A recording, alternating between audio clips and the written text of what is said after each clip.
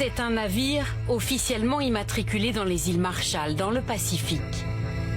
Il a pu franchir le détroit d'Ormuz malgré les menaces des gardiens de la Révolution.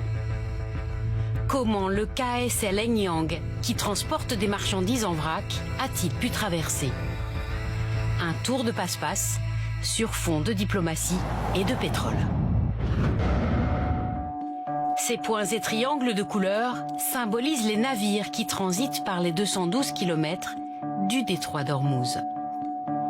Ici, l'état du trafic maritime la veille des frappes israélo-américaines sur l'Iran, une moyenne quotidienne de 130 navires. Là, le trafic actuel, un maximum de 8 navires par jour seulement. Une chute de plus de 90%, conséquence de la guerre et des menaces très explicites des gardiens de la Révolution. Si quelqu'un veut traverser ce détroit, qu'il sache que nos héros dévoués dans les forces navales des gardiens de la Révolution et de l'armée mettront le feu à leurs navires. Nous en avons identifié 9. 9 navires en attente aux portes du détroit. Ils sont immatriculés au Panama, Libéria ou Koweït. Mais ils ont un point commun. Ils mettent désormais en avant sur leur fiche d'identité des liens avec la Chine. Il arrive aussi qu'on a l'identité de navires ou des informations de propriété qui soient modifiées dans ce temps-là, ou des messages qui soient diffusés pour indiquer que voilà, ce soit une propriété, un équipage chinois. Illustration avec le KSL Enyang, officiellement immatriculé dans les îles Marshall.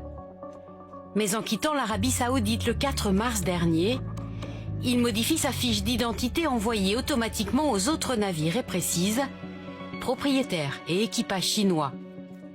Il a pu franchir le détroit d'Ormuz dans la nuit.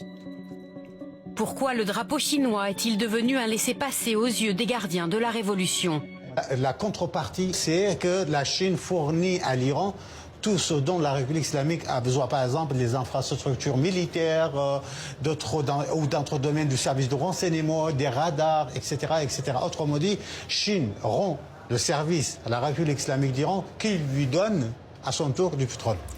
Il existerait une autre manière d'obtenir la clémence des gardiens de la Révolution. Selon nos confrères de l'AFP, au moins 2 navires ont déclaré, je cite, un équipage musulman.